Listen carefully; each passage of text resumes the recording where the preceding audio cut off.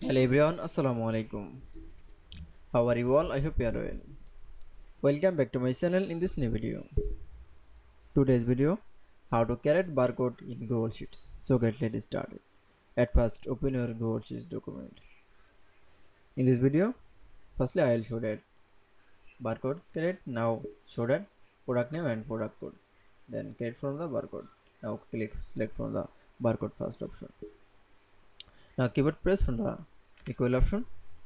Then press from the double quotation, then press first bracket, then again double quotation, then press from the and symbol, and select from the product code, first product code, then again and symbol, then again double quotation, then close the first bracket, then again double quotation. Now keyboard press from the enter, then select from the orange.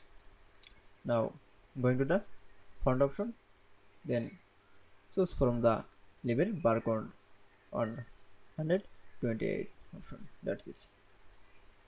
Then show the correct barcode in Google Sheets document is very easily.